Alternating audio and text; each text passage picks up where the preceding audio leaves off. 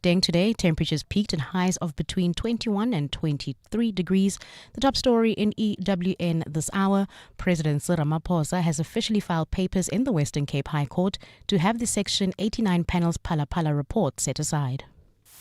EWN, in touch, in tune and independent. For the latest, visit ewn.co.za or download the EWN app. Visit primemediaplus.com to enter 702 Josie My Josie Walk the Talk. Hosted by the City of Johannesburg. Walk with the people, for our Josie. For Joburg, by Joburg, in Joburg. Bamise bonke. You're with Relebogile Mabotja Live, streaming countrywide on the Prime Media Plus app. DSTV channel 856, 92.7 and 106 FM.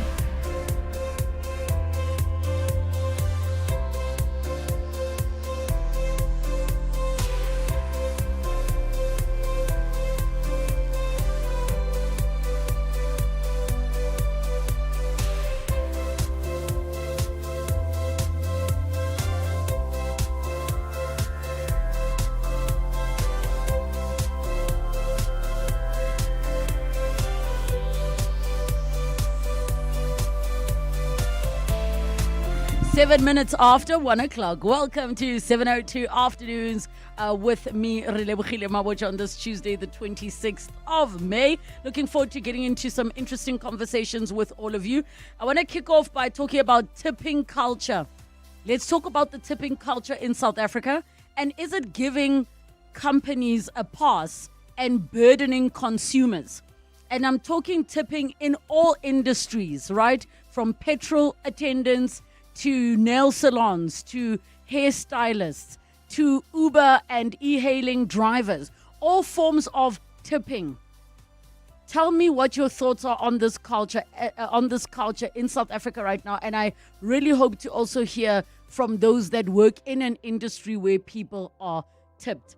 Then we are chatting in our tech feature, the rise of AI in skincare advice and concerns of the growing risks. Dr. Judy Pretorius will join us for that. So are you somebody who goes to AI to get advice for your skin? We'll be speaking to biomedical scientist Dr. Judy for that in the second hour of the show, our series edition. So Momentum stepped up and said, guys, we need to speak about things to do with your personal finance. So we will be having a conversation with Momentum in a series that is starting today. And we're talking understanding the ins and outs of employee benefits with Siyasanga Kashe, Executive of Member Solutions at Momentum Corporate, as well as Kawekazi Mdikane, Executive Head of Momentum Brand Marketing. If you are following along with our series that we're in the middle of on passing laws, do not worry. We're going to have a masterclass and delve into it in detail so that we can also have that conversation.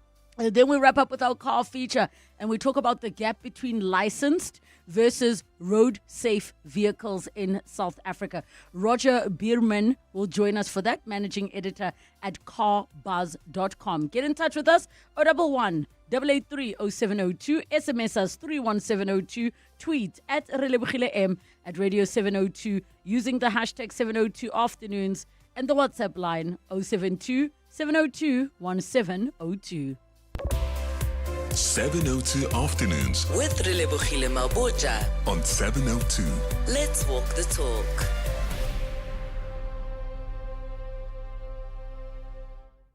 There is a young lady on the social streets who was sharing in frustration as somebody who gets tipped that if people cannot afford to tip, so let's say you go to a restaurant and you cannot afford to tip the 10 or 15 or 20%, then it means you cannot afford to go out. So you shouldn't go out because tipping is mandatory. Now, many people came back at her to say the problem with this tipping culture is that it allows companies off the hook, where now you're not earning just basic income. They're putting the onus on customers, and they're putting that responsibility on customers for your earnings in essence, some of you are working for where you work for free, but you're making it the responsibility of the customer to take care of your salary. And the burden now sits with the consumer and the customer and not with the business that has employed you. Now, she came back again after facing backlash where people were giving that feedback to say the problem is the industry, not us, the people. That if I decide to go to a restaurant or anywhere for that matter, tipping is not compulsory. And the restaurants that do put a service charge, I mean, I've seen it. I was at a restaurant in Cape Town last week, and they automatically put a 12.5% service charge. And it's not abnormal in some of the more finer dining restaurants. So tipping, as everybody's saying, should be based on, oh, I liked your service. It's an extra thank you for you going above and beyond. Whereas now tipping is becoming like the thing of, we are paying for you to do your job. Now, if you see all over the world, you'll see very different conversations around tipping. There are countries where tipping is not even a thing. It's not a thing at all. Like, it actually is maybe a little bit of an insult if you tip. And I'm speaking of places, I think it was like Japan, where tipping is not a thing. And then you get places where, for example, in the US, people will be crying to say you need to tip. It is like mandatory tipping. So let's say you book a hair appointment, then they'll say the services are $100, and then you have to tip 50% or $50, and then that's mandatory. So I'd love to find out from all of you, because the experiences are different, the industries are different. What are your thoughts and feelings around tipping culture today and where it's at?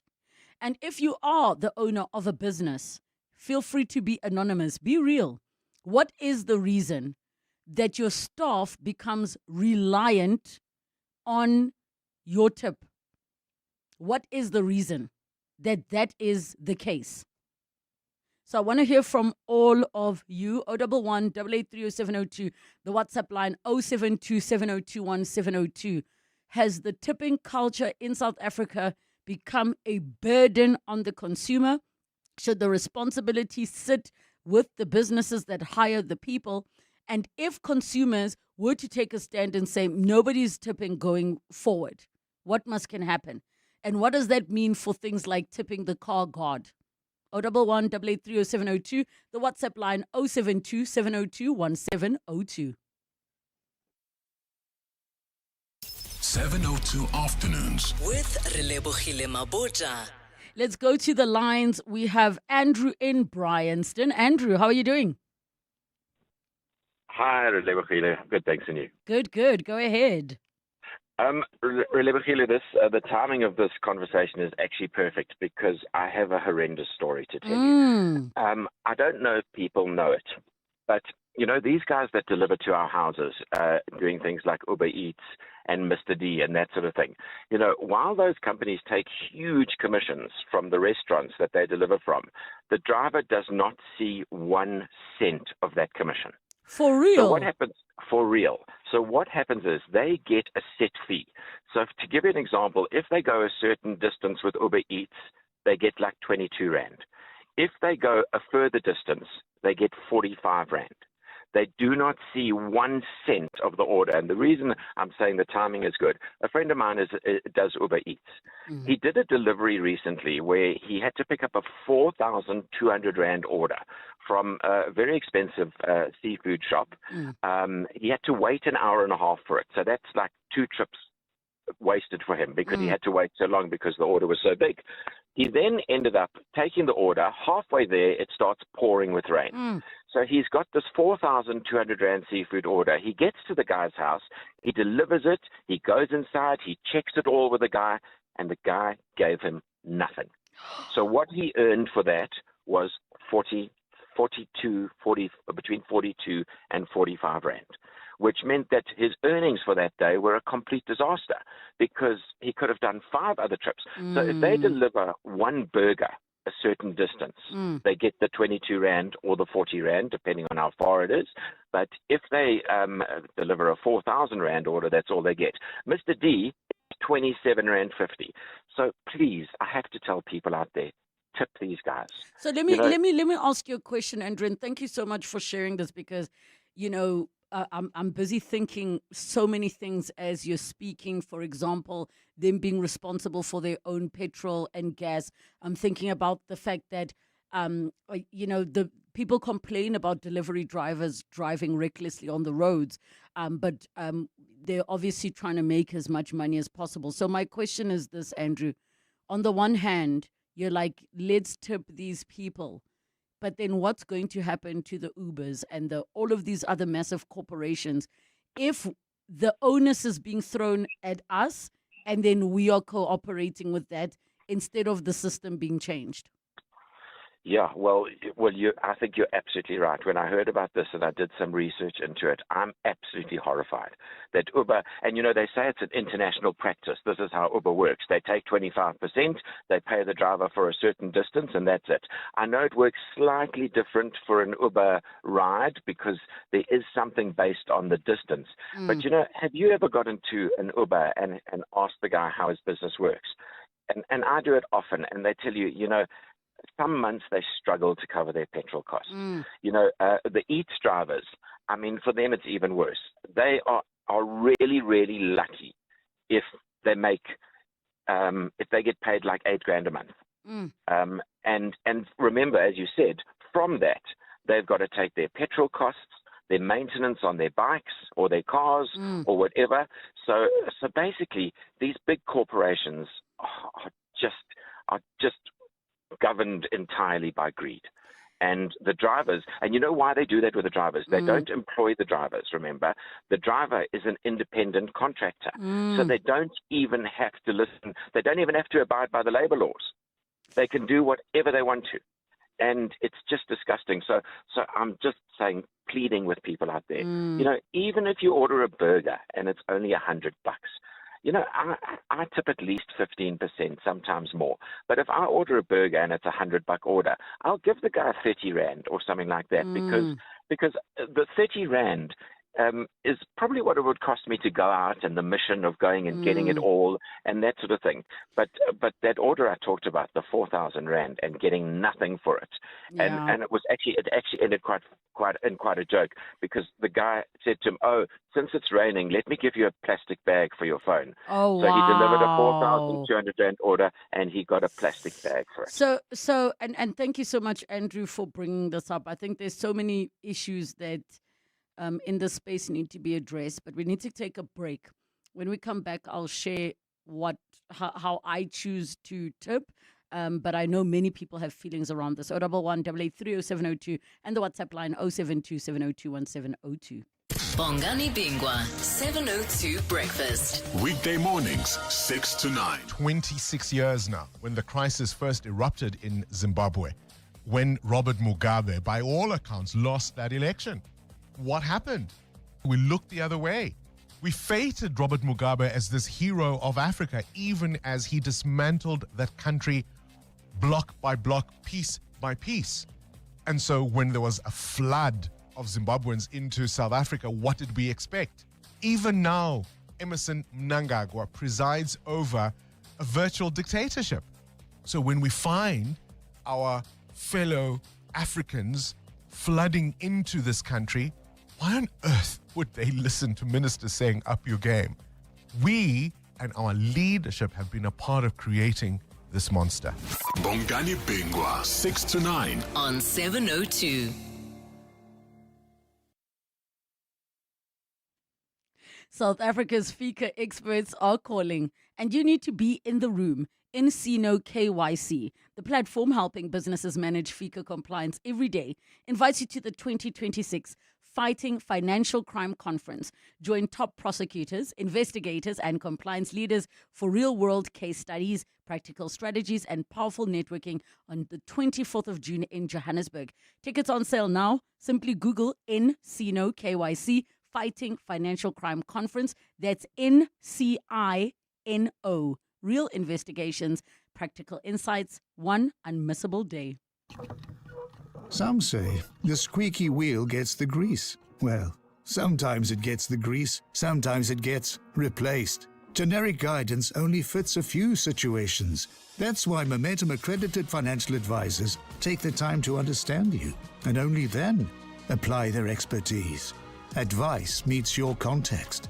Momentum, your journey to success. Momentum is part of Momentum Group Limited, an authorized financial services and registered credit provider.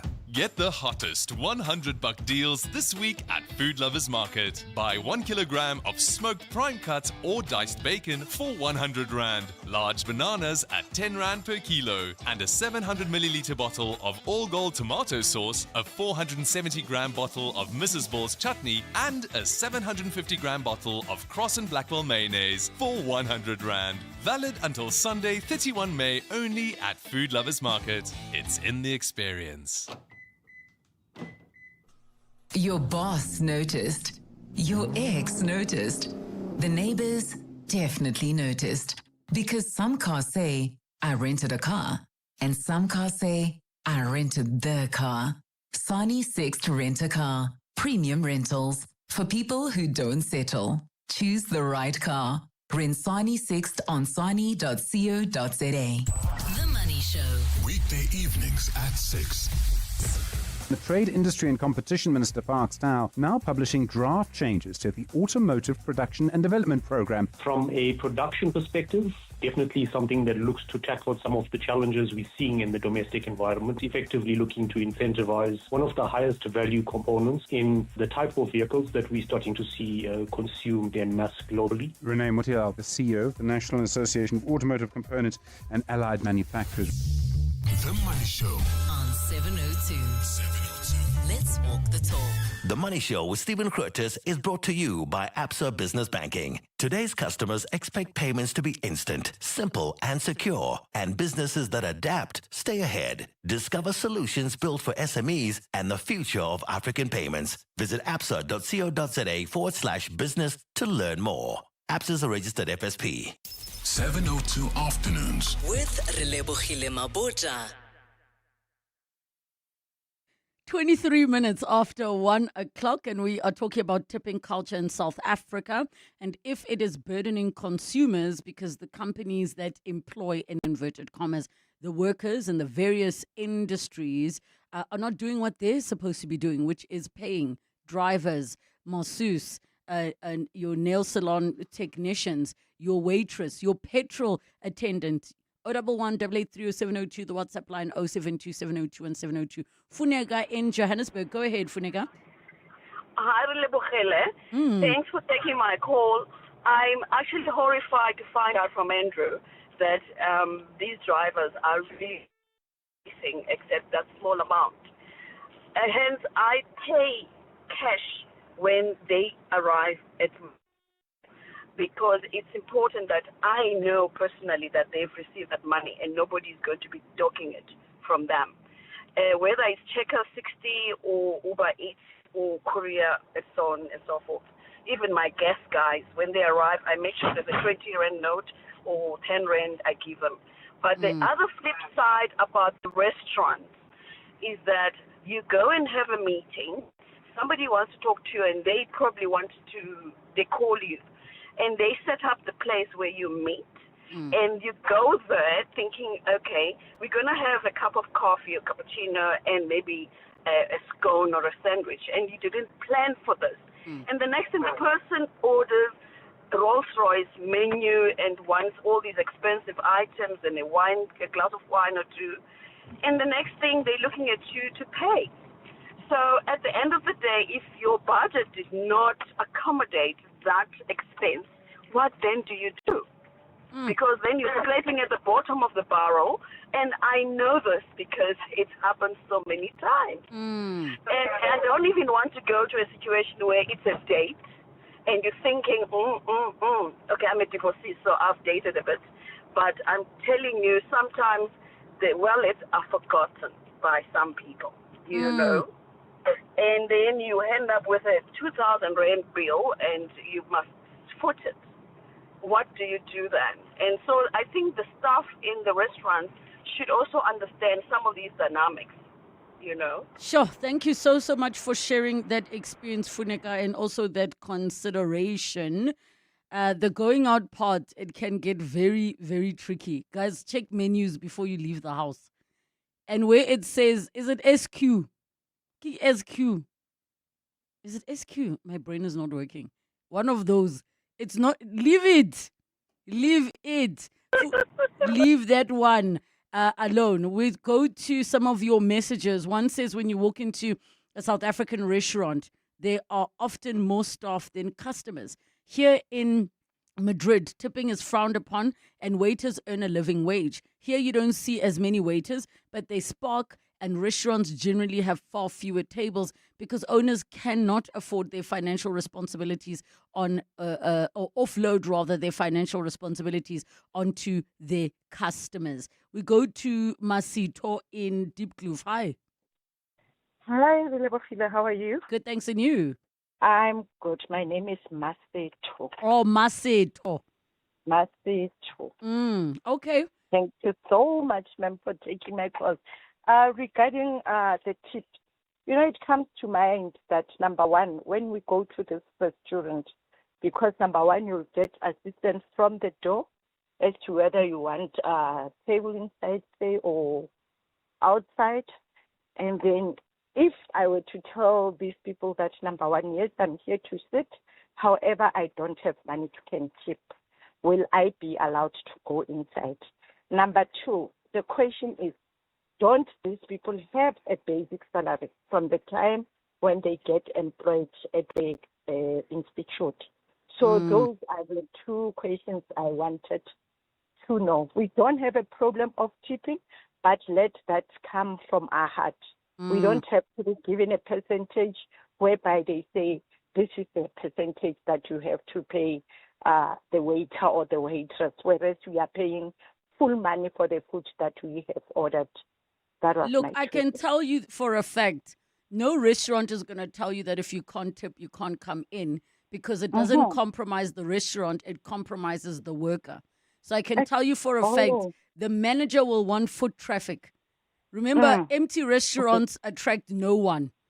People, if everybody came in saying, I can't afford to tip, the business will still want to make money. The real problem is the fact that there are businesses that are not paying the staff, meaning you can have a day where a restaurant is empty.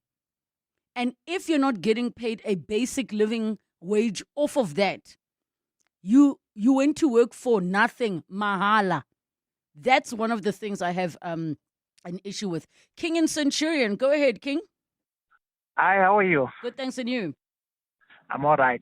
For me, I truly understand. I sympathize with those workers, But it shouldn't be imposed to us as customers that I've ordered this and this, and as a result, I must pay this amount of a tip, So I think these restaurants are robbing us as customers indirectly, As like the previous caller said, like I went to the restaurant, maybe you go with someone, they ordered more than what you have budgeted for, and you still have to tip.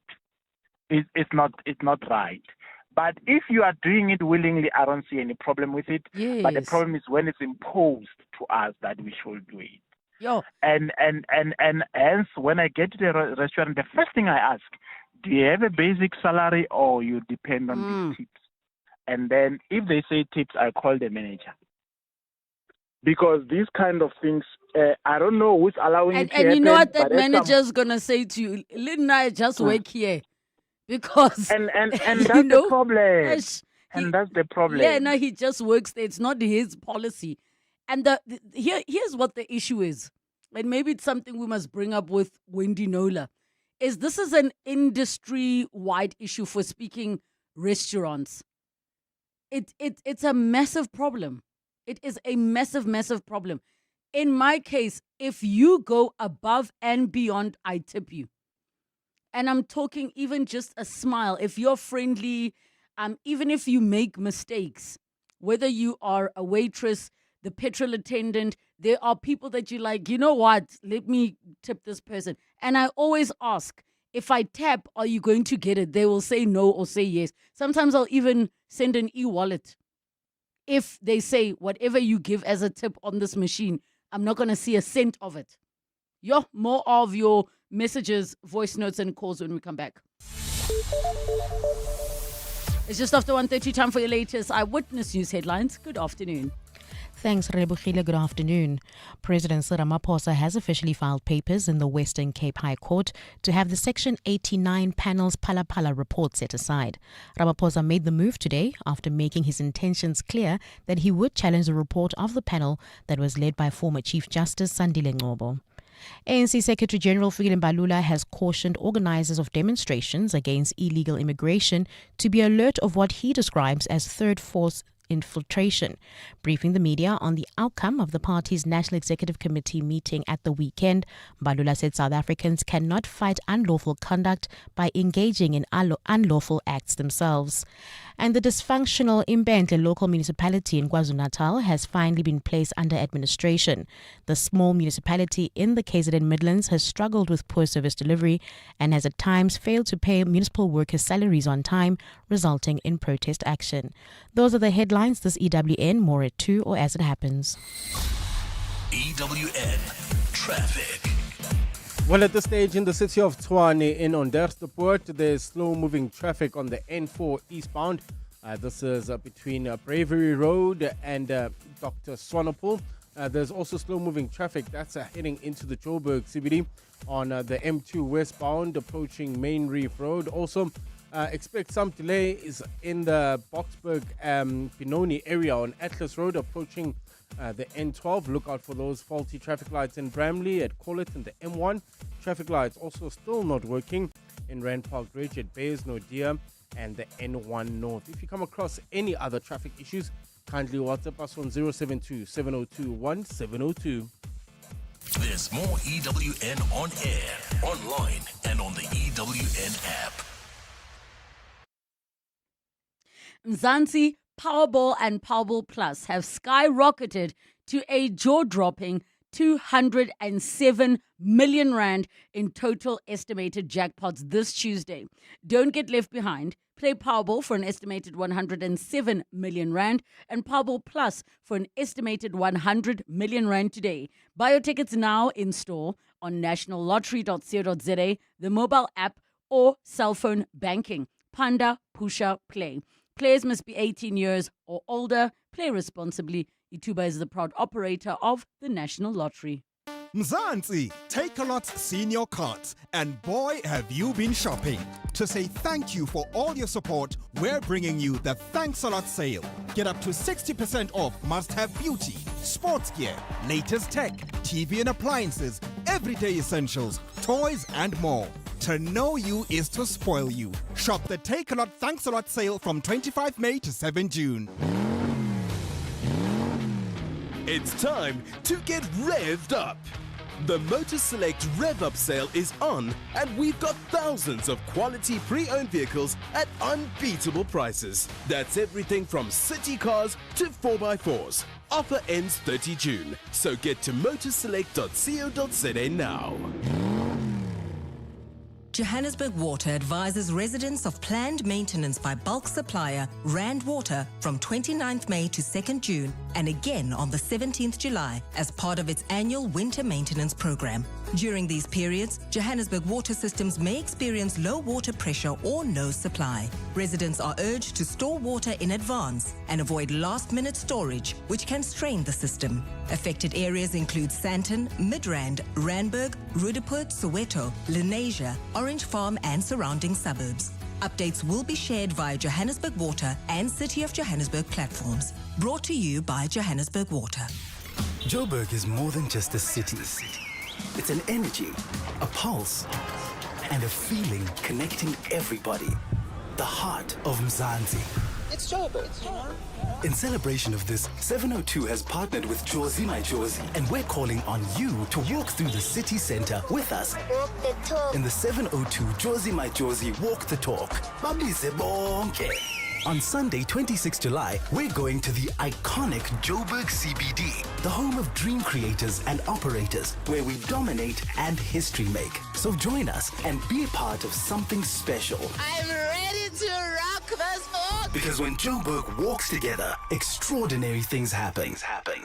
Enter now on primemediaplus.com and get ready for 702 Josie My Josie Walk the Talk this July, hosted by the City of Johannesburg. Walk with the people, for our Josie. Bamise bonke. Enter Walk the Talk now on primemediaplus.com. Spend your afternoon With Relebogile Mabotja. on 702. Let's walk the talk. 24 minutes to 2 o'clock. Tipping culture in South Africa. Has it gone too far? Is it placing a burden on consumers and not on the corporates that are operating all the various companies? So from delivery services to e-hailing to petrol attendances to hospitality services, all of them. 011 883 0702, the WhatsApp line 072 702 702. Some of your messages on Facebook. C Values says restaurants nowadays tip themselves without your concern. If you tip again, you're just giving them a bonus to the previous tip. Listen, you must scrutinize the bill. Sometimes they squeeze it in the same font as the line items on the bill. So it's not like a separate charge, but they do, some of them. And it's not that service charge you're thinking of tables of 8 or more. They have already added it. Gayleen says, I think the pressure to tip more than 10% is getting heavy. It's just in a month, you are tipping endlessly, including hairdresser, petrol, car guard, coffee, and the list goes on. I do have to remind myself that we're fortunate enough to have these things. Establishments justify paying less because of the tipping culture. There should be a minimum wage applied to the service industry. I actually want to ask of all of you, which industry do you think is the worst? Like when it comes to putting the responsibility on the consumer. My gut, based on the call we had earlier with Andrew, is the delivery services. It sounds like it from what he has shared. $45 or $27 for a trip. Or maybe you guys can share with me, are there any of you, and feel free to be anonymous, that are working for zero? If anything, it's almost like it's positioned as you can have a space here, right? Your independent worker have a space here and you can earn from tips. Ooh, Falalang Ngubeni says, honestly, times are tough. I don't tip anymore. Paying for the bill is good enough. I came to the establishment. Even car guards, I don't give money. If a mall doesn't have free outside parking, I don't go there. Lorna says, as a pensioner who can, at best, go out for breakfast, the 10% added to the bill is money I could use towards something else I really need. Hence, eating out is off my list for now. I realize people need money to live, but times are really, really tough. Same goes for car guards, petrol station attendants as well.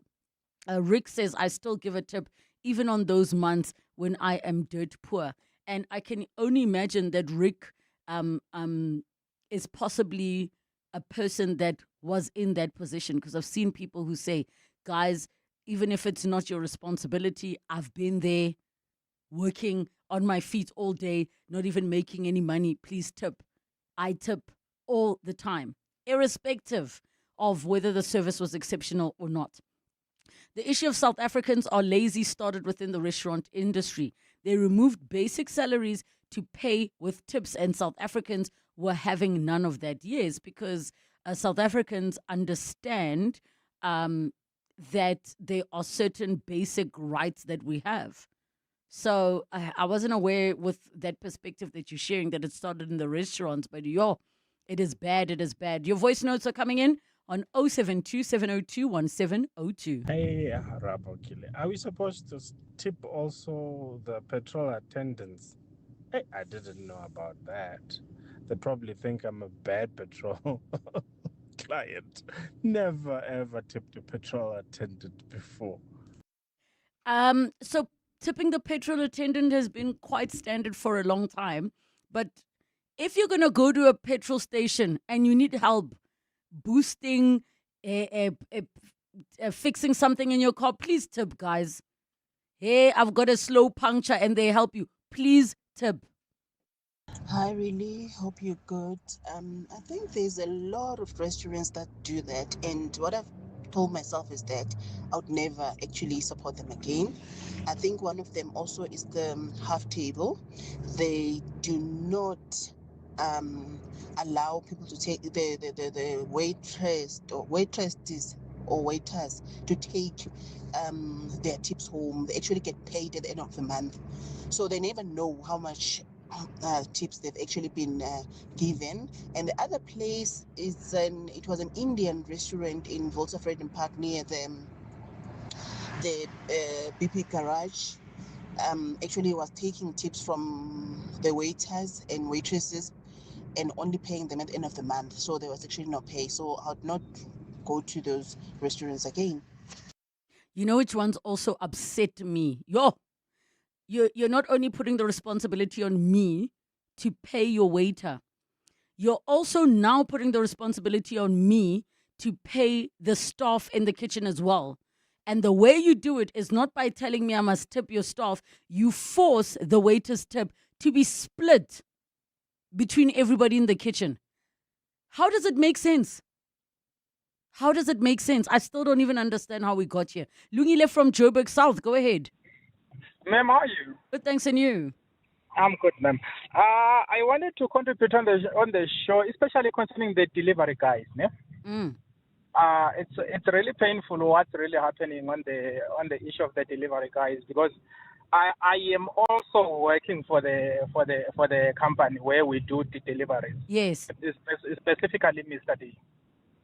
So that's what I do on my part-time job. Although I am a software developer and the like. So at some point I had to really ask them to say, guys, I'm seeing some fees about a 10 rand deduction from the amount of 27 rand 50. I asked them, what is this for? And then they said these are late fees, whereby if you deliver the order late or if you collected the order late. But you know the conditions of power roads. You know the traffic, especially some of the malls in Vanderbilt Park or in Everton. There's traffic outside whereby you can spend about 8 minutes for you to get inside. I can't believe they penalize you. So you as the driver get penalized for a late delivery, but the customer doesn't get penalized. So the company keeps that money for themselves. Exactly. Guys, no ways. No, guys. No. More of your voice notes. Hi, Relebogile. Okay. So I was listening to the guy who says there's a delivery guy who delivered an order cost 4,000 plus, and then he didn't get tipped for it.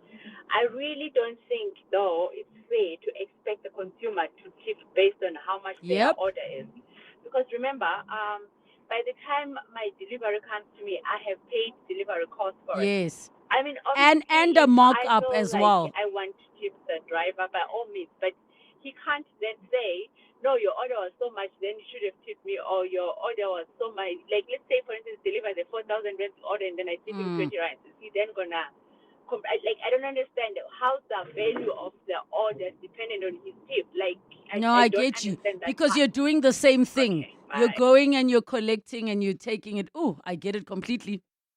Hi, Relebogile. This is Gordon in Boxburg here. Relebogile, I've always wondered, why do they just not include it in the price? You know, if a burger is $100, make it 110, and the $10 goes to whatever waiter. Another thing, Relebogile, is that, you know, these restaurants with this tipping policy and all that, they make it hard for some people to come there. So if I've got an option, Relebogile, of going to a roadhouse or a restaurant or KFC, I'll go to KFC, because KFC I don't have to tip. But these other places, because of the tip, I'll always avoid them. So they lose business and KFC isn't business. So that's maybe something that they should also consider. Thank you. Hi, Lebo. Tato here. Dope show. So I'm a serial tipper because I get it. Generally, everyone gets paid poo. Everyone gets paid poo. So I always, depending on where I'm going, I make sure that I have a bit of cash on me, because if it's a car guard, then obviously I can't tap.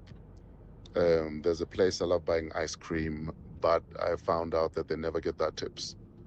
Part of me wanted to do an expose on the place, but I figured, nah, let me let it go because it might get them in trouble. So what I do before I go there with my daughter for an ice cream date, I draw a bit of cash so that I can give them a cash tip. Even at filling stations, I prefer to give them cash tips, but I tip everyone. And generally 10%, but at petrol stations, I'll give them a 50 or 100. Everyone gets paid poo, and I understand that. So yeah, I tip everyone. I might just send you a tip. If I send you a number, I'll send you some e-wallet. Love you, Lebo. Hi, Relebogile. With reference to tipping in restaurants, in Europe generally, the waiters are all paid. It's not unique to Spain. In Switzerland, they earn a good salary. In Germany, they earn a good salary. All over Europe, they earn a good salary.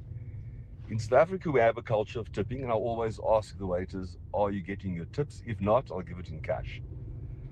And also what I do, and it's an affordability issue, I go to the bank once a month.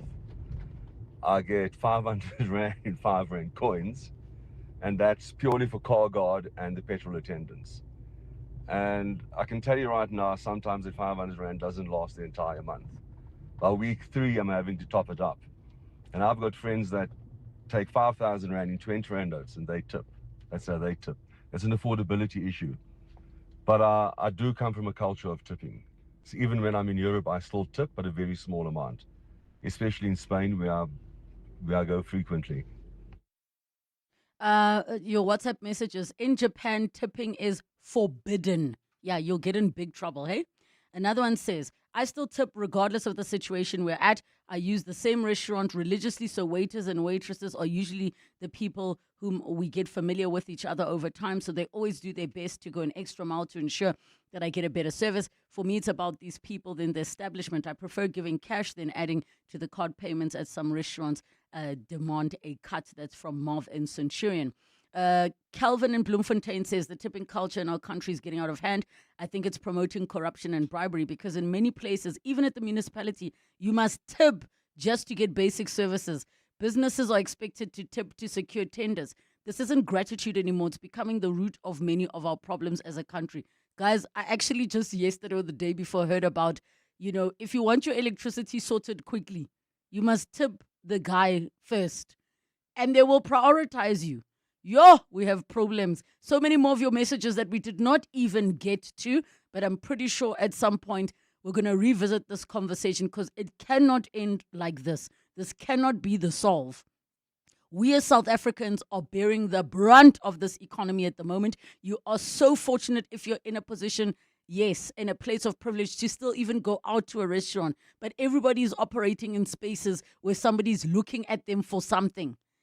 And even that 5 Rand, guys, I'm just thinking about the fact that we've been tipping 5 Rand for over a decade. Is that what yeah. In the last 24 hours, this is what's happened in your world. Parliament has confirmed the names of members who will be serving on the impeachment committee. The committee was established following a constitutional court ruling that found Parliament's previous handling of President Cyril Ramaphosa's impeachment process was unlawful. The committee will determine whether there are sufficient grounds for an inquiry into alleged violations linked to the Palapala Farm scandal. On the 31-member committee, the ANC received the largest allocation of 9 seats. The DA follows with 5 representatives, while the MK party will have 3 members. The EFF has been allocated 2 seats, while the remaining parties will each be represented by 1 member of parliament. EWN, in touch, in tune, and independent.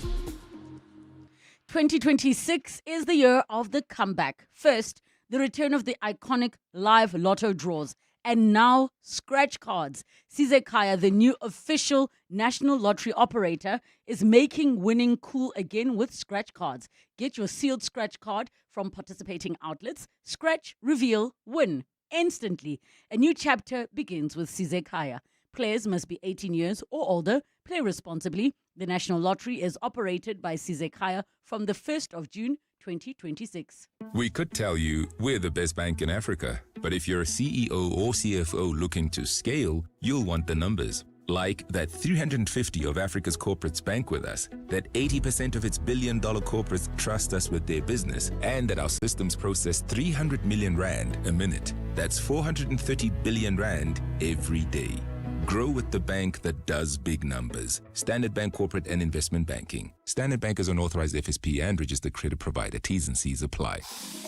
Ready to make a real impact in just 90 minutes? On the 28th of May, Spur Steak Ranches and Rise Against Hunger are joining forces for World Hunger Day to pack thousands of meals for young children across South Africa. And we need you. Grab a friend, grab a shift, 10 a.m., 12 p.m. or 2 p.m. and come help us pack nutritious meals at Thunder Ridge Spur in Centurion. Sign up now via the Spur Facebook page or visit the Rise Against Hunger website. Be a hunger hero. Volunteer today. Did you know the moonwalk was first performed in slippers? Now, we can't prove this fuzzy fact. But we can promise that when you show support for Slipper Day, you help fulfill dreams for children with life-threatening illnesses. And that's a fact. Do it for the dreamers and wear your slippers on Friday, 29 May. Visit reachforadream.org.za to find out more. Calling all aspiring radio stars this June 7:02 afternoons with me is bringing back Youth Takeover Thursday. So if you or someone you know is young, dreams of being on air as a talk show host, a newsreader, traffic reporter or sports presenter, we want to hear from you. A select few will shadow the team, go live on 702 and walk away with a professional demo and on-air experience.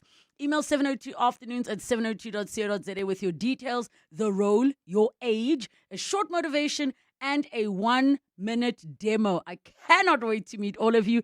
Applications close this Friday, the 29th of May.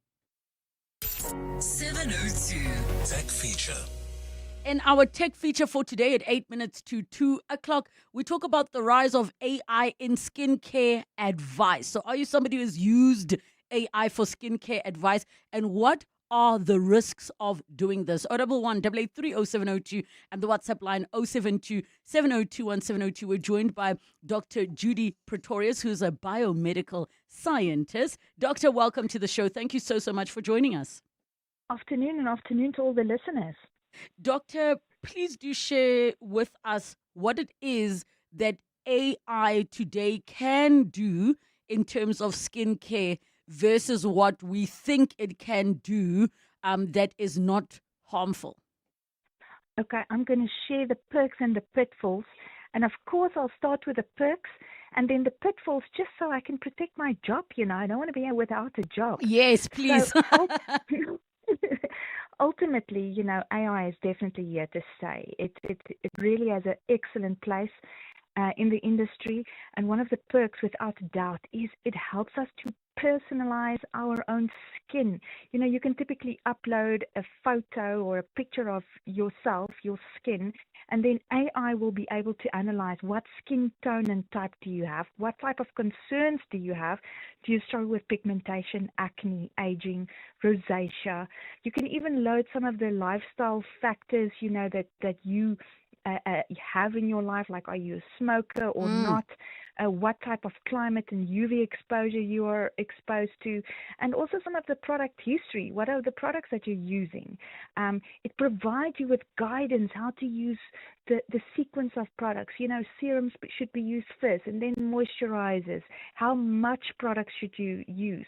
It provides you with ingredient education. I mean, there are so many ingredients out there: retinol, hyaluronic acid, niacinamides, peptides, you name it. So it decodes the ingredient list for us. It even helps us with treatment tracking. Can you imagine if you load a picture of yourself on AI, you start using certain products and ingredients like hyaluronic acid, and then ultimately it can even tell you how the densification of your skin improved after, say, a month of use. So it can help you with treatment tracking. And then also, it helps with early screening potential. Now, yes, this is a little bit more serious, but you can even load up a mole or expression or lesion that you have on your skin.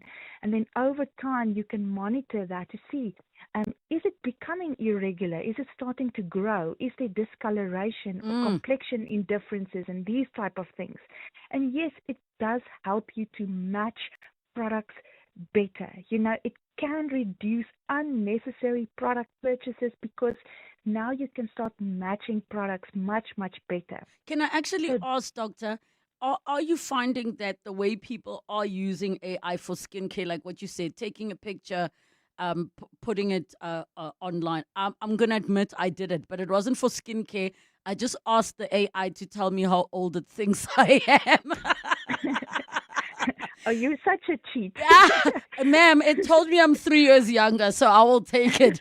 Now, I have to ask, what is the common mistake that people are making other than going to a specialist that's actually going to look at their skin? And let's assume that this person we're referring to has serious skin issues. Yeah.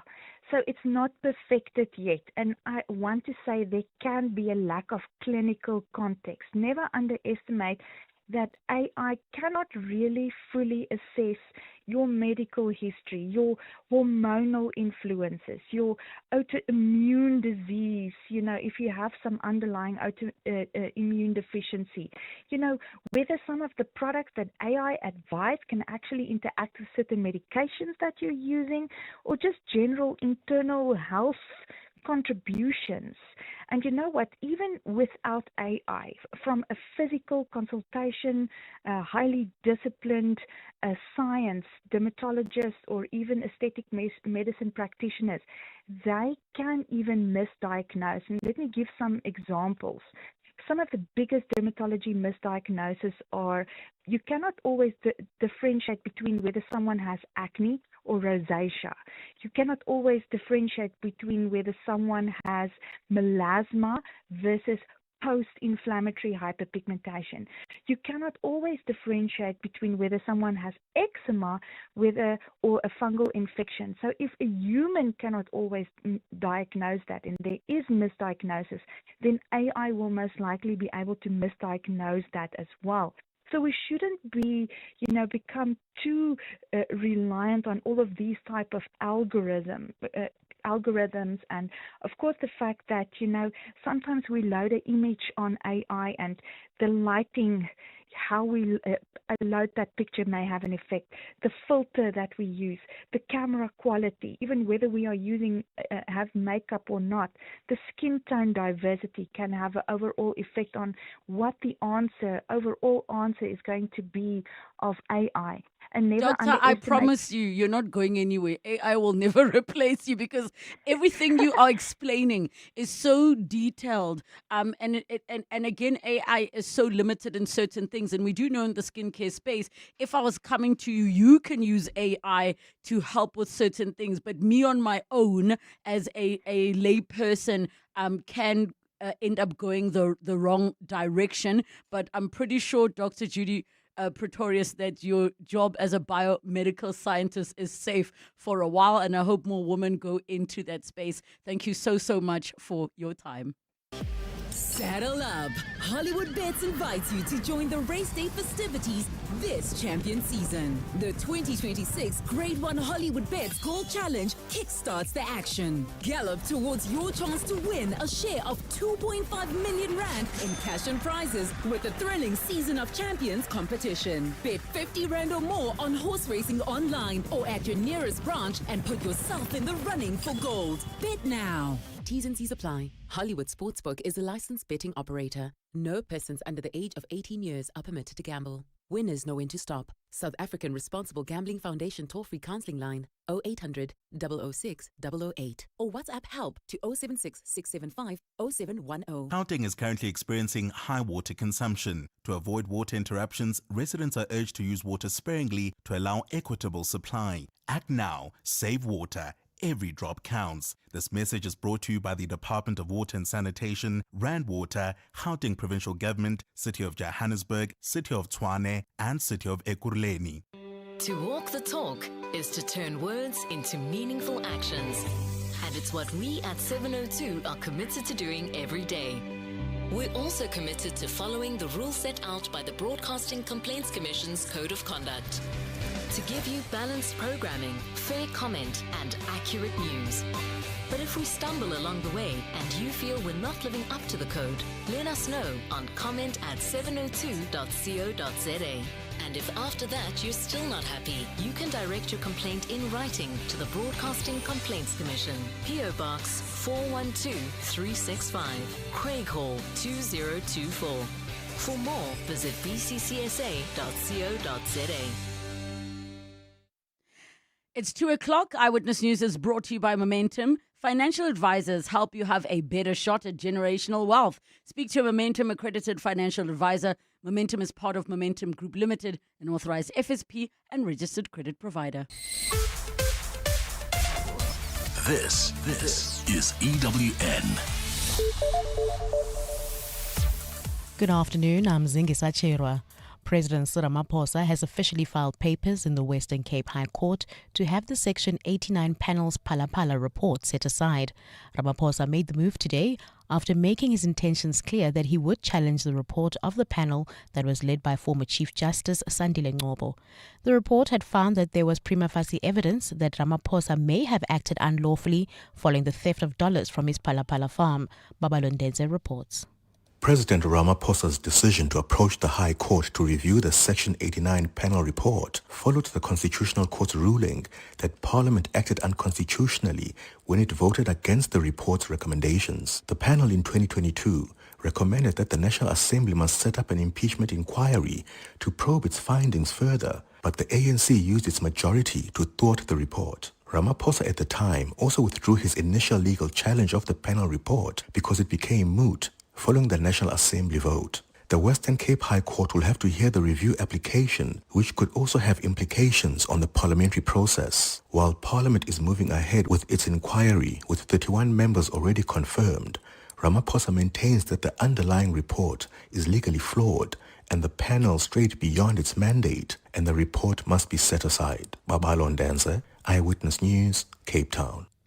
ANC Secretary General Fikile Mbalula has cautioned organizers of demonstrations against illegal immigration to be alert of what he describes as a third force infiltration. Briefing the media on the outcomes of the party's National Executive Committee meeting at the weekend, Mbalula said South Africans cannot fight unlawful conduct by engaging in unlawful acts themselves. His utterances come amid intensified protests in recent weeks as some South Africans voice frustration over what they say are growing numbers of undocumented migrants in the country. Undocumented migrants have been blamed for high crime levels, unemployment and the spread of drugs. Mbalula has urged demonstrators to do so legally. When we protest and when we mount pressure movements, which is our constitutional right and the standing tradition of our struggle, we urge our people to balance their actions with the discipline of legality. We cannot fight unlawful conduct in a democracy by ourselves engaging in unlawful conduct. We must together safeguard the reputation, the image and the stability of our country. The dysfunctional Impendle local municipality in KwaZulu-Natal has finally been placed under administration. The small municipality in the KZN Midlands has struggled with poor service delivery and has at times failed to pay municipal workers' salaries on time, resulting in protest action. Nhlanhla Mabaso reports.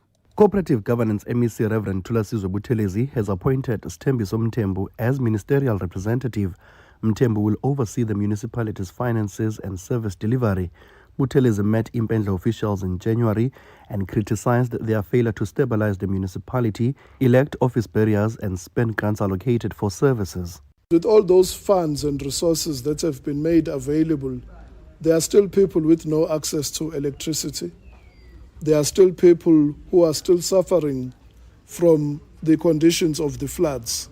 Therefore, it is concerning that the grants which have been made available have not served the particular purposes for which they were allocated.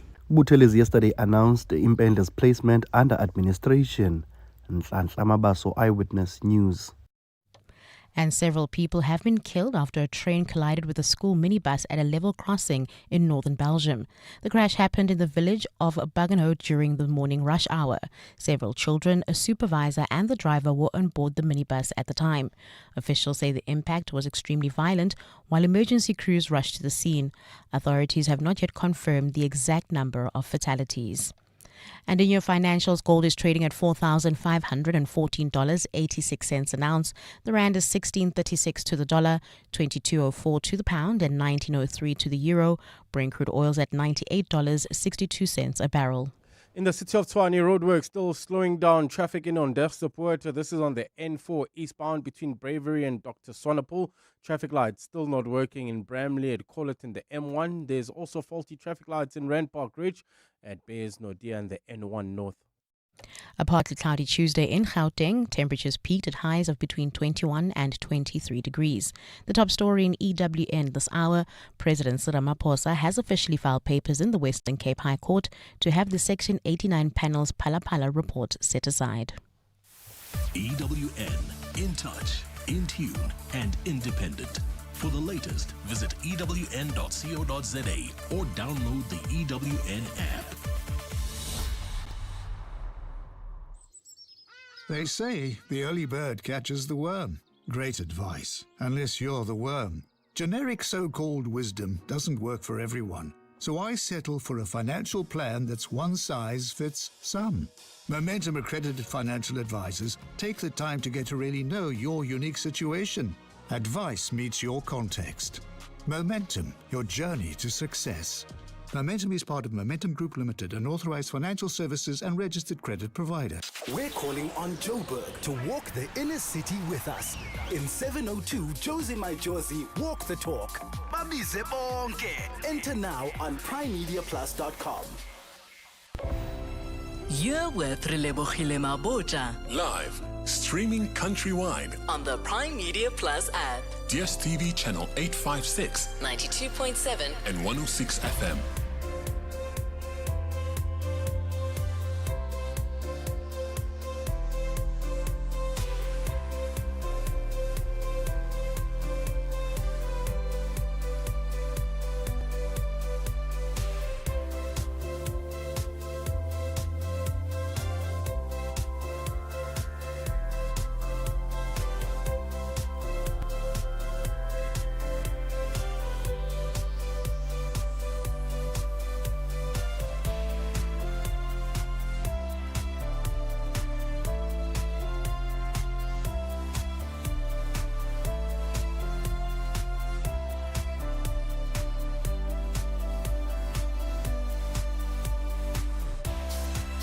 Eight minutes after 2 o'clock, the second and final hour of 702 afternoons. With me, Relebogile Mabotja. We're starting a brand new series in this hour. Don't worry if you're like, but Relebogile, I was following what you guys were talking about with the advocate around passing of laws in the country. We will have a detailed masterclass to wrap that series up.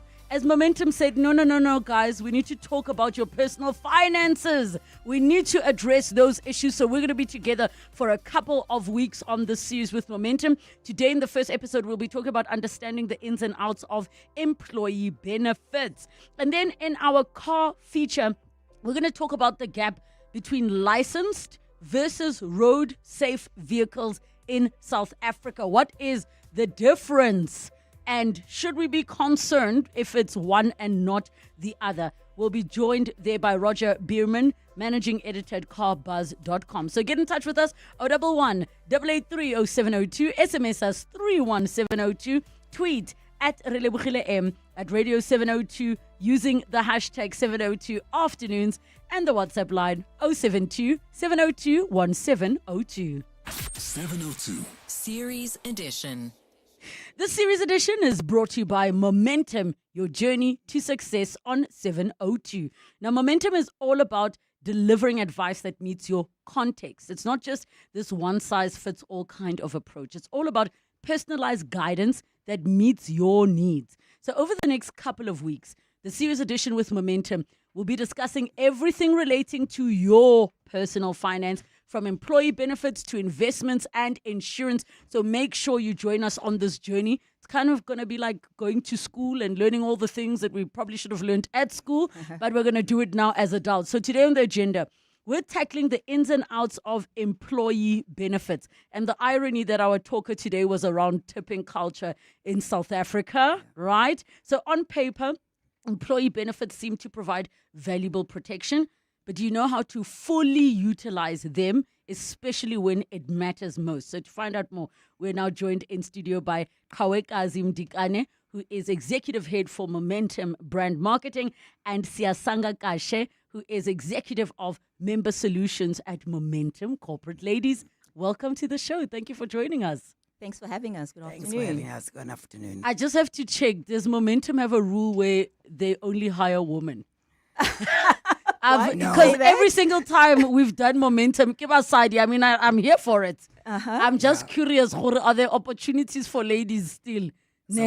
Yeah, Momentum is very serious about transformation. Yeah, absolutely, and women empowerment, and as you can see, red lipsticks and all of that. We're red brand. That's why they were like, no, they'll wear the red lipstick to interviews. That's why. Our signature look, we're red brand. I love it, love it. Kawekazi, I'm going to start with you just in terms of understanding this concept of advice meets your context. Like, what exactly does that actually mean?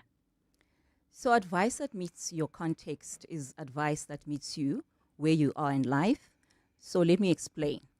It feels like as the financial services industry, we are having a conversation challenge. We speak about money, which is a really deeply personal topic and subject, but the way that we speak about money is quite technical. We use a lot of jargon, and the jargon is not really easy to understand. It actually leaves people feeling quite intimidated or even overwhelmed or even confused. There's some jargon that requires you to have a certain amount in your bank account for you to understand. You're like, this is above my tax bracket. I don't know that word. Actually, even then, it's not really the case. So for us as a business and as a brand that is positioned as an enabler of success, we understand that what really truly propels your success forward is advice. But not just any advice, not generic advice. It's advice that is personalized for your unique circumstances, your unique needs. Because, we all have different goals and we all have different priorities. What is success to you, Relebogile, is very different to what is success to Kawekazi. So for us, advice really then is what advice meets your context is about. It means that it's advice that is tailored for your unique needs and your unique circumstances. Which is exactly how it should be, because our circumstances are not the same, as you rightly said. Some people have certain responsibilities, others do not. Some people need the designer handbag before they need a car, and it's also okay. So I absolutely love that it is becoming something that is more custom to one's needs. So why then is it important to understand one's personal finances? And I feel like we speak about this so often, but we encounter the same challenges of lack of financial literacy and even just basics of the concept of, but I budgeted, but you still don't know where your money is going. The first thing is we all know that life is unpredictable. Things change, your priorities also shift as a person. So it's very important that as South Africans, we seek advice from technical experts, subject matter experts, who really understand the business of finances, because that really gives you guidance. It leaves you feeling like you've got clarity, and you can actually now be able to, figure out how to move forward and how to really succeed in life. So over the next couple of weeks, you're going to be bringing us a whole bunch of experts. What are some of the things we can expect in terms of the topics we'll be delving into? Because we really want everybody to be a part of this journey. Yeah. So we wanted to actually humanize the conversation. So this Advice Meets Your Context campaign was actually launched last year in April with a thematic. So we've got TVCs and television commercials. There's radio. If you're driving around Johannesburg, you would have seen some of our out-of-home billboards. But right now, we wanted to make sure that we bring the human touch to the conversation, which are experts such as Yasanga, who's going to be in studio with you, having real conversations. We're busy doing the clock it. You see, clock it, clock it. Clock it, clock it. Yeah, we're going to be having real conversations about things that really matter to South Africans. So, for example, how to prepare for your retirement. Less than 6% of South Africans can retire comfortably. That's a huge challenge for the government and for us as the citizens of South Africa.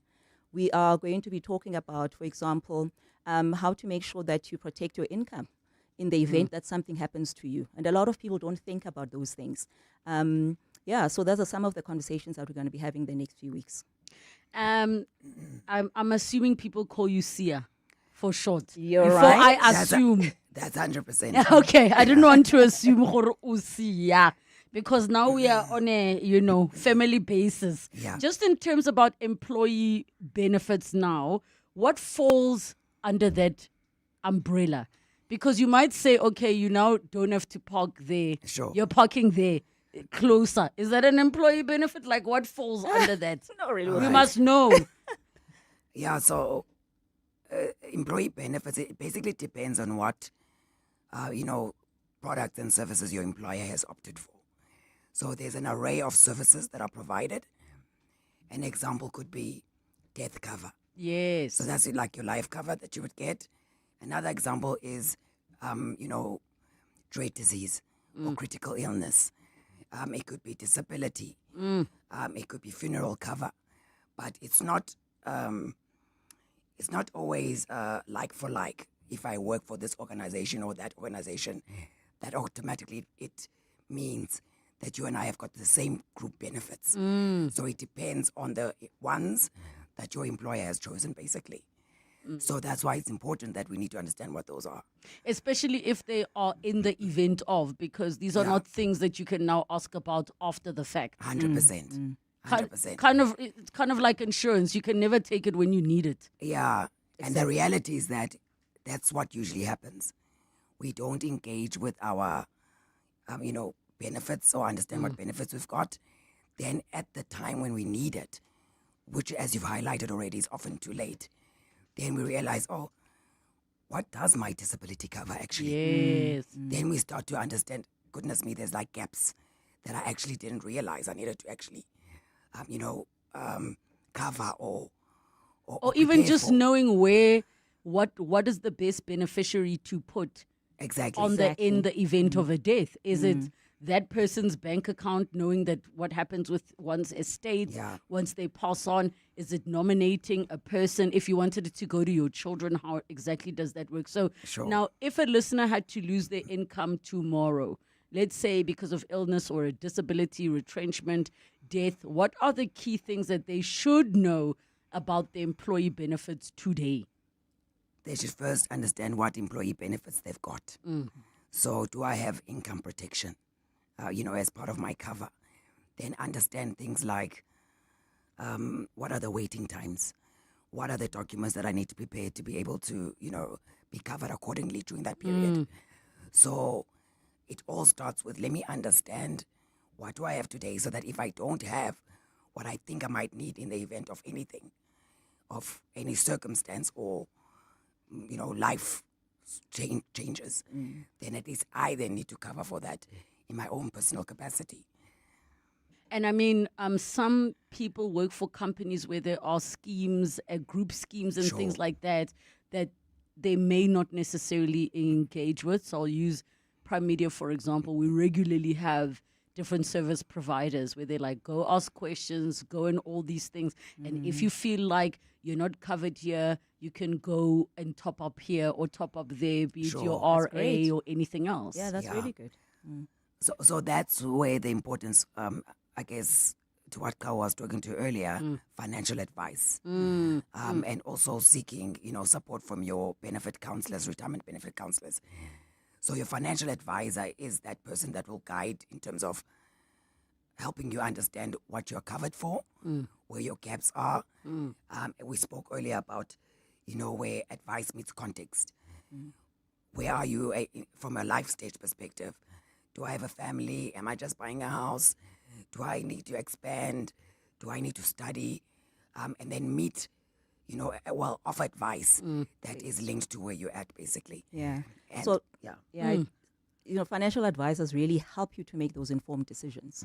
And they just help you to just make sure that you are moving in the right direction in life. And also just taking the relevant considerations into mind when you are making certain decisions. So now, how can employees determine whether the cover that they have is enough to, protect their family and all of their financial obligations? So it first starts by they can access their smart benefit statements. So that is basically regular engaging with your benefit statement. That will then help you understand what cover do I have. And then from there, you can seek the counsel of a financial advisor who will say, okay, if you want to retire, I might want to retire at 55. Ma'am, I want to Different retire at 45. Different to someone who wants to retire at 60 Yes. or even 65 because that Yes. age has increased now. Yeah. But like, then they can guide you accordingly in terms of if you then want to retire early, then you need to flex up on your retirement savings. Or you need to flex up on you might have you might be a diabetic person. Then you also need to factor in those aspects.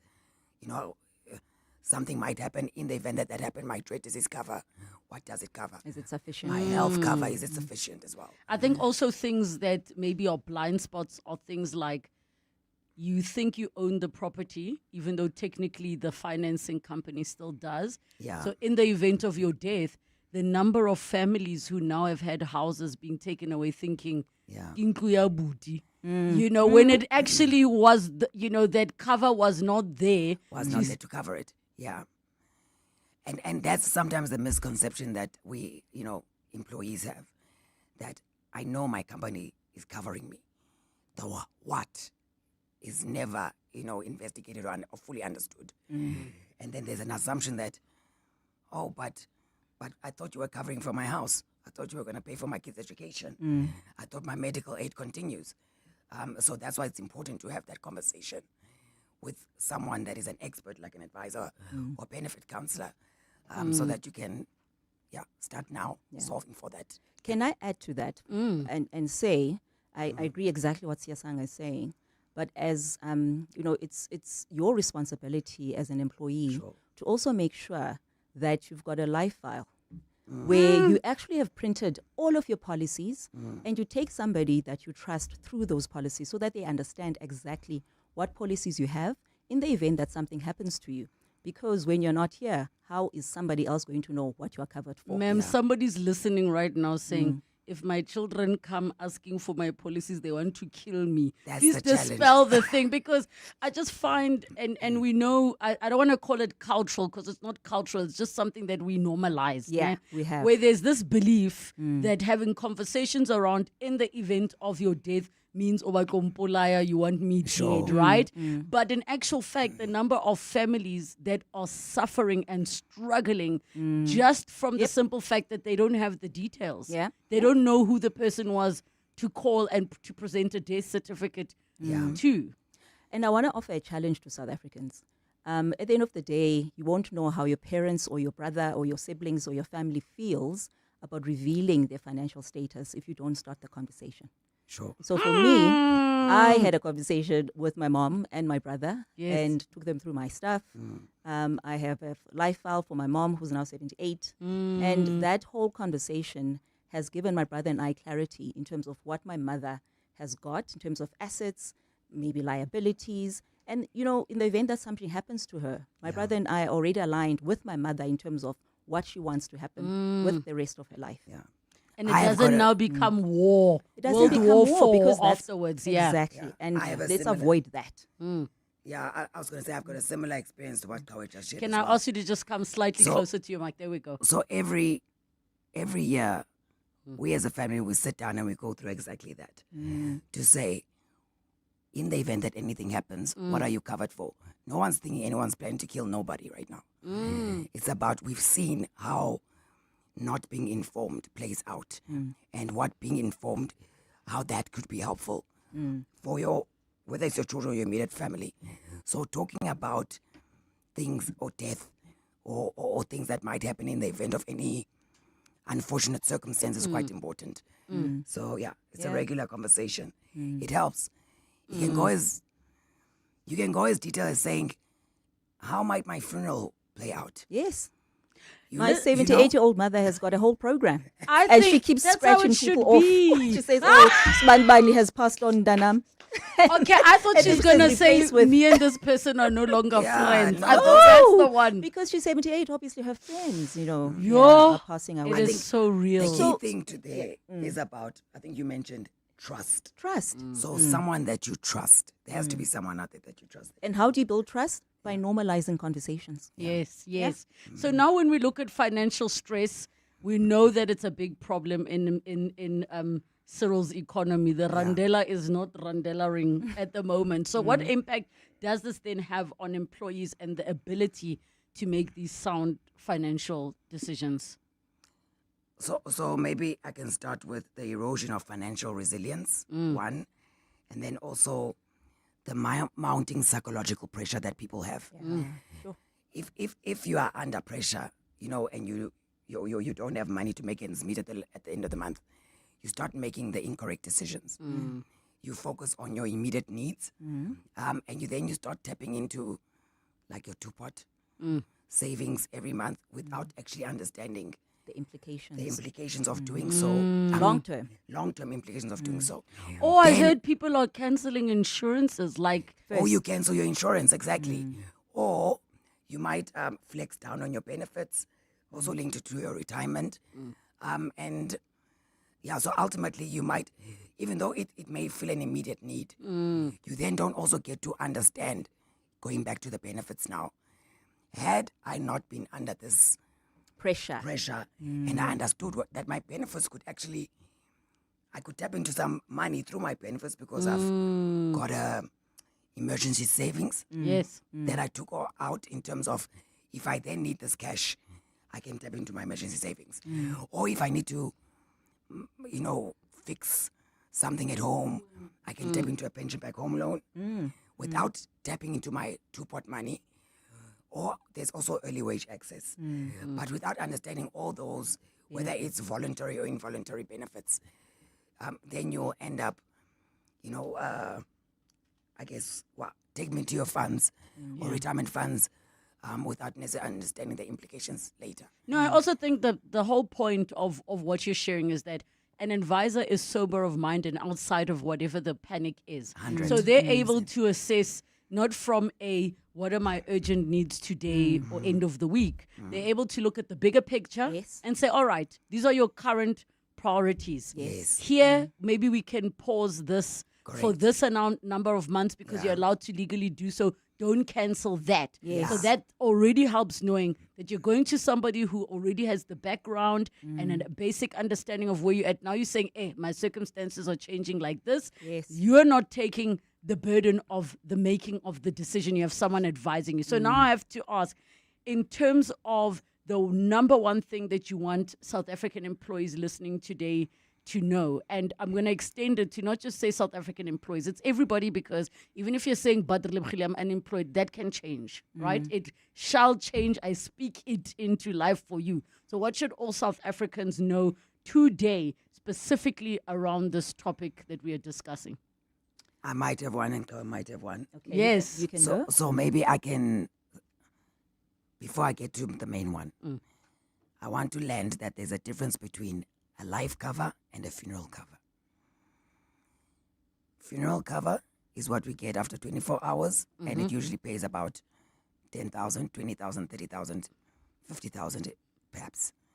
Life cover gives you much more than that. It could be north of 100K, and basically is there to sustain your family. So that's why there's a difference. I think generally as South Africans, we tend to think, if I buy a lot of funeral covers, by the time if anything happens to my sibling or to me, it's covered. No, it's not. So I'm landing that. Let's understand the difference between the two.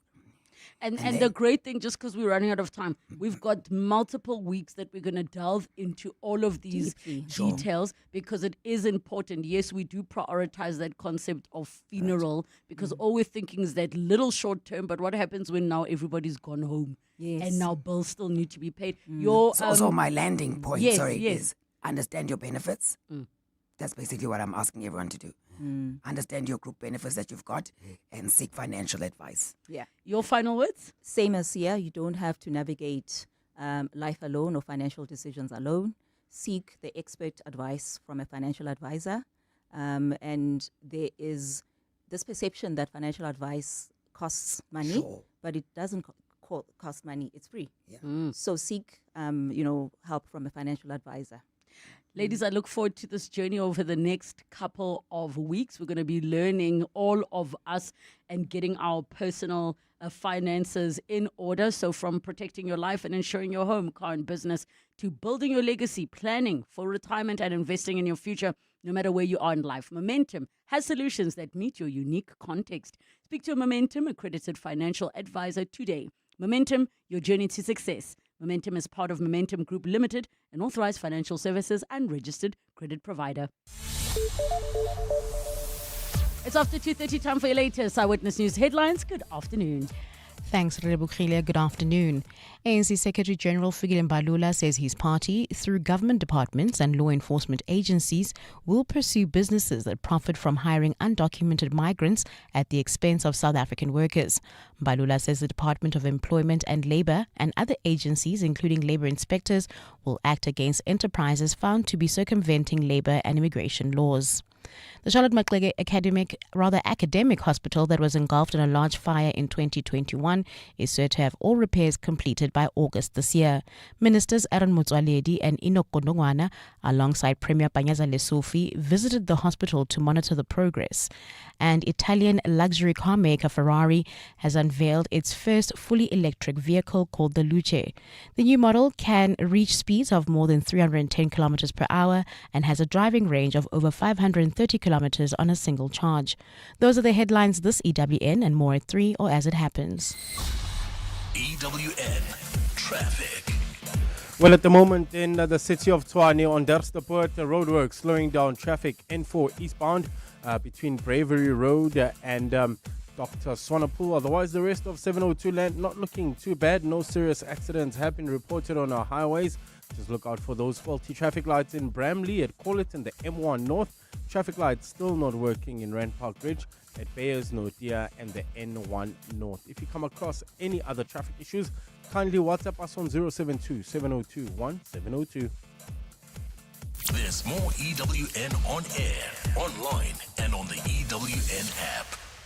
702 Drive with John Perlman. On our show, we cover the news, but we try to do it in a slightly different way. If there's breaking news, we give you the facts, but we're always looking for somebody who can explain to us why something is happening, and we apply that thinking to everything we do. That, yes, you want to know the what, but crucially, you want to know the why, and most important of all, you want to know how it might be fixed. The wonderful thing is we don't have one kind of listener who listens to our show. I think the kind of listeners we have are people who want to be heard, but they definitely listen very, very carefully. Once they've made up their mind, they come in very, very quickly, very sharp, very focused, and if they're not happy with the answer, you're going to find out very, very soon. And it's great because it keeps us interested and it keeps us on our toes. We're putting the show together, but thank goodness the listeners are keeping us accountable, and that's good for everyone. 702 Drive with John Perlman, weekdays from 3 to 6 p.m. Mzansi Powerball and Powerball Plus have skyrocketed to a jaw-dropping 207 million rand in total estimated jackpots this Tuesday. Don't get left behind. Play Powerball for an estimated 107 million rand and Powerball Plus for an estimated 100 million rand today. Buy your tickets now in store on nationallottery.co.za, the mobile app, or cell phone banking. Panda Pusha Play. Players must be 18 years or older. Play responsibly. Ituba is the proud operator of the National Lottery. If you're CEO or CFO looking to grow across Africa, then the next 60 seconds are for you. Because in that short time, one bank in Africa will process over 300 million rand. That's 430 billion rand every day. Right now, we have 17.7 trillion rand of the continent's assets under custody management, making us far and away the largest bank by assets in Africa, which is why in 2025, we were voted Best Bank for Corporates in Africa at the Euro Money Awards for Excellence. So, if you're looking for a bank with scale, we are easy to find. We are in 21 key markets across Africa, and we've been on the continent for 163 years, so we are not going anywhere. Standard Bank Corporate and Investment Banking. Standard Bank is an authorized FSP and registered credit provider. T's and C's apply. Your boss noticed. Your ex noticed. The neighbors definitely noticed. Because some cars say, I rented a car. And some cars say, I rented the car. Sani Sixt Rent a Car. Premium rentals. For people who don't settle. Choose the right car. Rent Sani Sixt on sani.co.za. My name is Richard Sutton, and I'm the host of the podcast Shift Happens. This podcast is about you, about transformation, elevation, and becoming the best version of yourself. Each episode shares powerful, hard-won lessons from prominent South Africans who have faced doubt, change, and early failure, and emerged transformed. Don't miss Shift Happens, the tools, insight, and skills to help you navigate the real realities of life. Now streaming on primemediaplus.com, the Prime Media Plus app, Spotify, and Apple Podcasts. Coming up on 702 Drive with John Perlman. 702 Drive is coming up from 3 to 6 p.m. John Perlman, happy Tuesday. Every day is a happy day. I need to find out from you, what are your thoughts on tipping culture and how do we solve? I mean, I'm just concerned about the fact that we will continue to do it because we understand the plight of so many of the workers in the different industries. But what does that mean for the corporations that should just be paying people properly? Well, you see, a lot of people who get tips, and good afternoon to everybody, don't work for corporations. I think we've got to draw a lot of different distinctions here. So some of them are small businesses. Yes. So for example, we can easily look at a restaurant owner and say, oh, you greedy man or woman, you should be paying your. But they're running tight little microeconomies now. There may be some restaurant owners who don't treat their staff well, but park that to one side. But we've built this, I think, almost by consensus economy where this is how it works, around waiters, around petrol attendants and so on. I do sometimes wonder about whether, we are subsidizing those businesses, but I'm not going to spend a lot of time second guessing it. If I can afford to go into a restaurant, I can afford to pay the tip. I did consider something once though. If I got bad service, I thought I was going to do a rollover like the jackpot. Yes. So if I got bad service at a restaurant and you don't tip, the bill was, say, 800 Rand or whatever, the 80 rolls over to the next person. I like that. And if they give me really poor service, on a cup of coffee, then now we're on 100 Rand or whatever it might be. Oh, nice. But it got too complicated. And I don't eat out. And then so somebody might bring you, a lime and soda or whatever, and you say, right, 50 for the drink and you get a 260 buck tip. But I never implemented it. Oh my gosh. I just love how you had a whole system in place.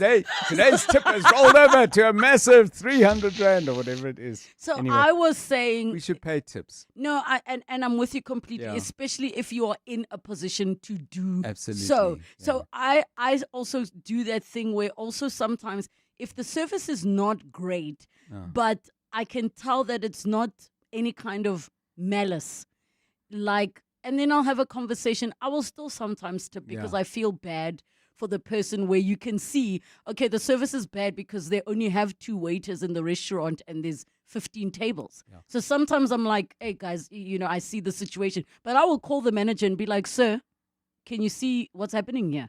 Yeah.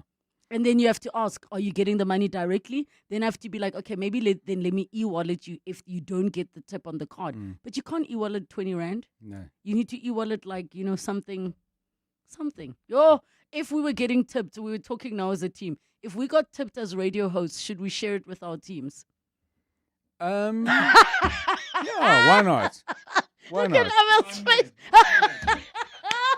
Depends what the tip's for. If people, if they say, oh, you win something, like there's a prize for, and you win as the best show. Yes. Then, everybody needs to get a piece of it. If you win as best as you have, best presenter, then, but there's no prize anyway. But I'm just saying, if there was cash, then, well done. But that's up to you. Okay, so if anybody decides to tip us as presenters, we're sharing with our teams. I'm just putting it out there for anybody or corporation. You know that if we got tips, we'd have to give them back. Also that. What's coming up on your show? Complicated world of tips, even when there are no tips. So, good afternoon. You know, the again. other tip you can get is, John, please don't laugh as much as you do. And then you have to share that with your team. What do you mean? Oh, people give you advice. Yes, the tip. That's the other tip man. you can get. Yeah. Every time you laugh, they must look really serious, just to balance things. What's coming So up on there's your serious show? stuff on the show, I must say, today. Joburg's budget being delivered tomorrow, but the News 24 journalist Alex Patrick has had a close look at the budget. And Joburg, which does not have money, does have money for many more board members on the various city entities and also a whole lot of senior managers. So we're going to look in more detail at that. We'll speak to Alex. She broke this story, certainly put the story front and center. And we will talk as well, we hope, to someone from the city after 5. At the moment, we're not managing to get them. President Cyril Ramaphosa has lodged his papers with the High Court in the Western Cape. This is around wanting the original, what do you call it, a document that was prepared in Parliament around Palapala.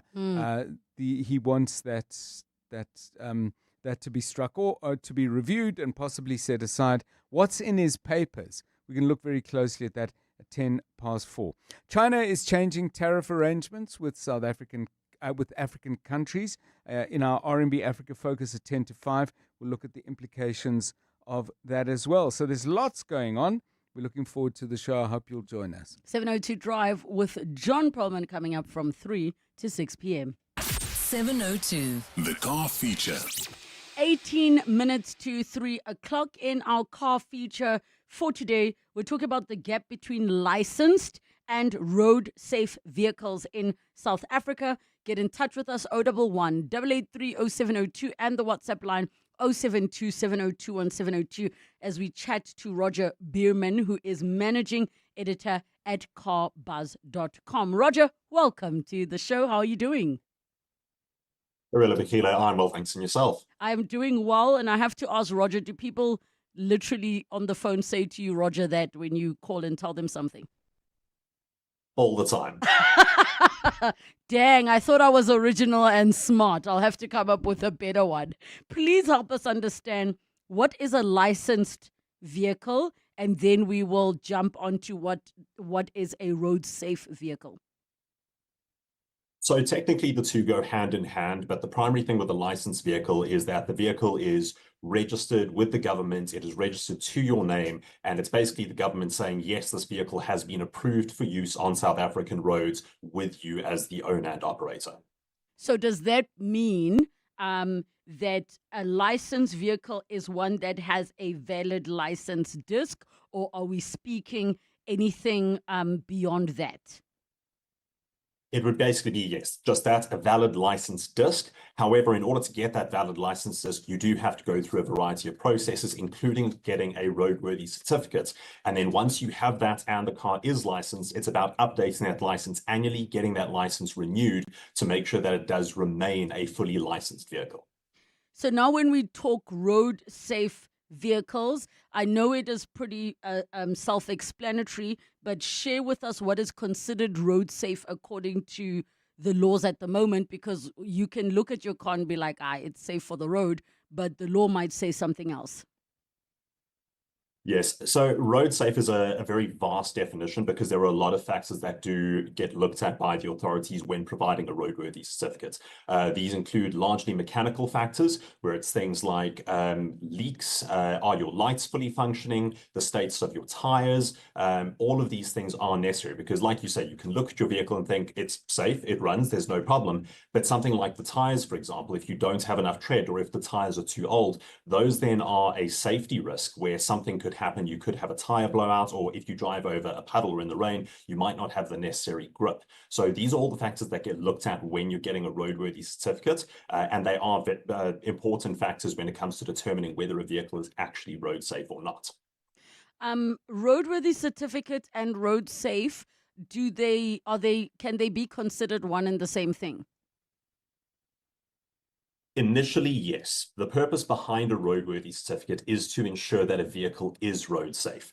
But the problem with the roadworthy is that it only gets done when you first do a transfer of ownership. When you buy the car, whether it's a private sale or from a dealership, a bank, whatever the case may be, you have to get it roadworthy certified.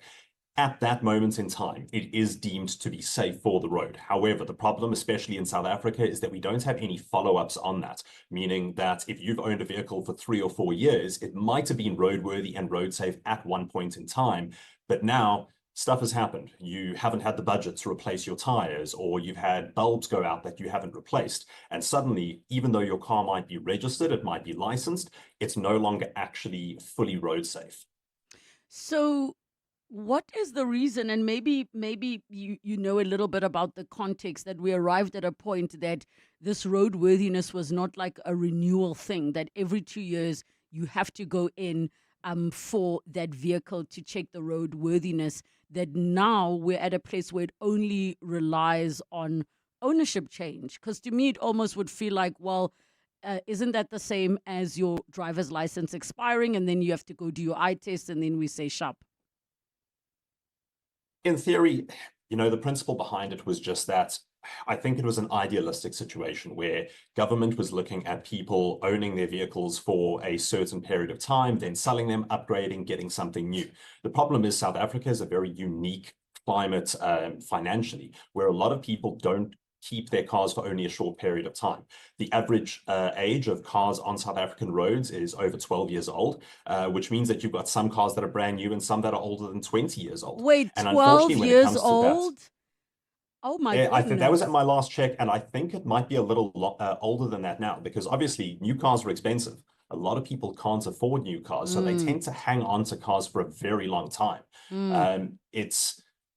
And that becomes a problem where people own cars, but they can't necessarily afford to maintain them. Yes. And it does cause a bit of a problem on South African roads. So what measures are in place outside of the metro cops pulling you over, or the SAPS pulling you over? If you can see that a vehicle is looking not safe, like just as an ordinary citizen, what can be done to get it off the roads?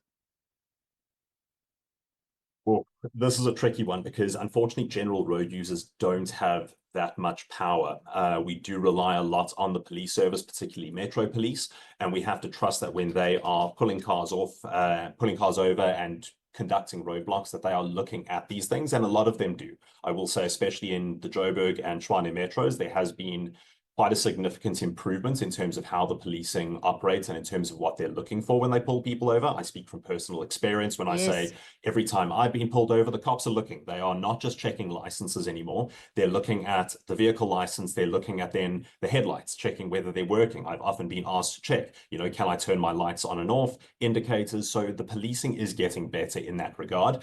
And a lot of trust is placed in the police when it comes to that. Unfortunately, as a private road user, if you see a vehicle that isn't roadworthy, there isn't a place for you to go and report it or anything like that, which does unfortunately limit your power, where you almost have to try and think of yourself and be as safe on the road as you can. If you see a vehicle that isn't in the best condition, be mindful that something might happen. Keep your following distance a little bit longer. Make sure that if you are driving in front of them, they're not following too closely to you. And if they are, maybe move out the way if you have concerns that their brakes might not work. I have to be honest, I've never had the experience where they ask me to check my lights or anything. Like, it's the first time I'm actually hearing somebody explain that part. But we're going to take a break.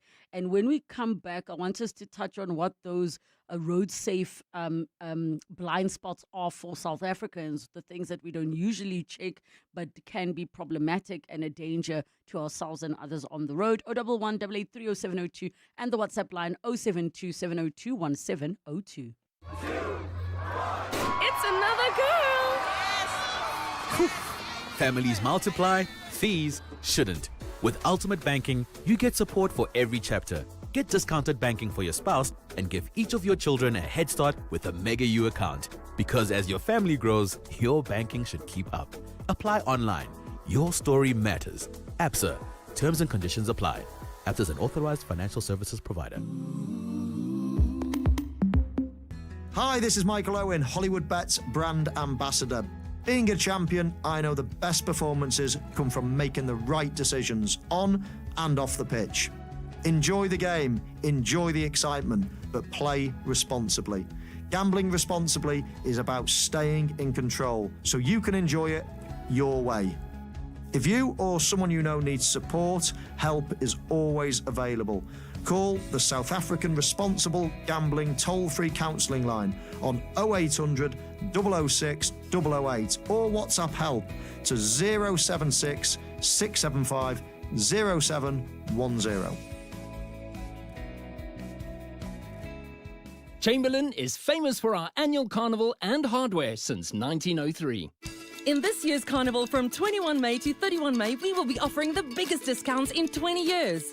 Less 30% on paint mixing plus a free cappuccino while we mix. Serious discounts on all top-line power tool brands, some below cost. Our knowledgeable and expert staff will offer you friendly advice. Chamberlain, famous for our carnival and hardware since 1903. KwaZulu-Natal is turning up the heat this winter. Catch the Clement Manyatela show live from the launch of KZN's winter season campaign this Friday with the KZN Tourism and Film Authority. Discover what makes KZN the ultimate winter getaway. From the rolling green hills of the KZN Midlands to scenic coastlines, rich culture, unforgettable food and family adventures.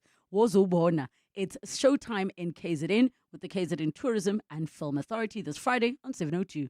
702. The car feature. 8 minutes to 3 o'clock. We continue with our car feature. 011 883 702 in the WhatsApp line 072 702 1702. We've got a voice note coming in, but before we go to that voice note, we're in conversation with Roger Bierman, who is managing editor at carbuzz.com. Roger, I wanted to find out what are those blind spots in terms of the road safety of our vehicles, because you mentioned, for example, tire tread. That's something you can see with the eye, but it's also like it's not exactly like you can say one fingernail, therefore. But what are those common places that people are not paying attention to when it comes to maintaining their vehicles? There are arguably three. I would say tires is probably the biggest blind spot. It's something we see every day on our vehicles, but we don't often pay attention to the state of our tires. It's one thing to say, okay, tire tread, which is legally required to be 1 millimeter deep at the lowest point. And unfortunately, a lot of the time, people aren't looking to see where that lowest point is.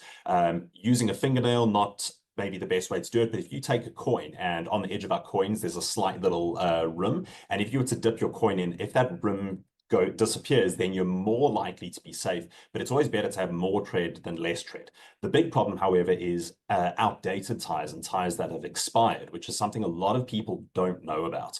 I didn't even know tires expire. My technical producer, I like, for reals. Yeah, tires expire. They don't. It's not like milk. I mean, everyone thinks it's you buy it. It's there. If it were to break or whatever, you would see it. You would get a puncture, but that's not always the case. And it's the compound in the tire, the rubber compound. Over time, it gets stiff and it becomes fragile. And it means that if you hit a pothole, you're more likely to have a blowout, and you don't want that on a highway. You also want that tire to be able to adjust to different temperatures. And as that compound gets older, it doesn't effectively do that. So it does become dangerous. Sometimes you might see cracks if you look at the sidewalls of the tire, but a lot of the time, those symptoms aren't necessarily visible. And you actually have to do a manual check to see when the tires were manufactured and then calculate how old the tires are. General rule of thumb is if a tire is more than 5 years old, you should be getting it replaced, even if it has enough tread on it. All right. We've got a voice note on 072 702 1702. Relebogile, I lived in Malawi for 7 years, and every 2 years you had to do a certificate of fitness whereby your vehicle would actually be tested for roadworthiness. Why can't we do that in South Africa? Ooh, Roger? I think it's a great idea. It follows something similar to what the UK does, where they do it every year. And I do think it would be a great idea. The problem, I think, is policing it. We already have enough trouble policing people driving around with unlicensed vehicles or without their licenses. And we have a corruption problem, unfortunately. We spoke about the roadworthy certificate problem, or needing to get a roadworthy certificate. But at those roadworthy test stations, there is still a lot of bribery going on to get those certificates. And I've heard stories of people getting a roadworthy certificate without their car even being present to be checked. So I do think a lot of it comes down to we would have to first start weeding out the corruption, and we would then have to make sure that the correct checks are in place at a government level. And it would involve huge implementation, updating all the software systems to flag when a car is older than 2 years that it needs to have a roadworthy certificate in place. We didn't have the foundations for such a system put in place when our licensing system was developed. So it would require an overhaul, but I do think that it's a great idea.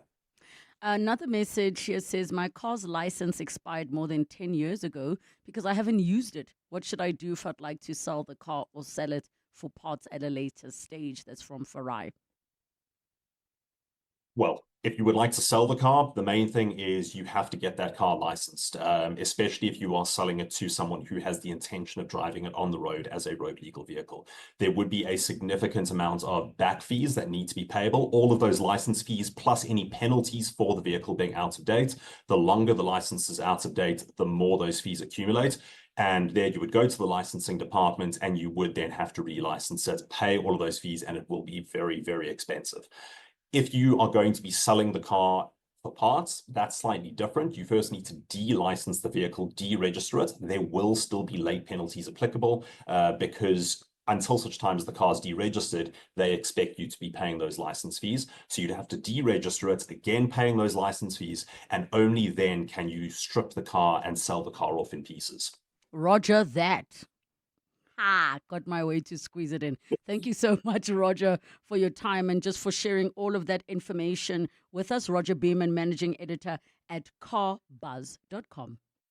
The Aubrey Masangu Show on 702. I cover on my show issues of advisory, whether it is legal matters, whether it is financial matters. I cover day-to-day issues as far as current affairs are concerned. I cover the politics of the day and how we as South Africans are interpreting them. My listener is a curious 702 lander. They want to know what are the backstories, the stories behind what we are hearing on the airwaves. They want to understand what drives the different issues that have us talking. What I love about the 702 family and 702 Land is the fact that we have 702 Landers who are responsive, who are present, who care about their communities and who want to know how they can be a part of the process of making our areas better, but also our country better. And that for me is a great privilege. I am totally indebted to the providence out there to be talking to these people on a daily basis. The Aubrey Masangu Show, weekdays from 8 to midnight.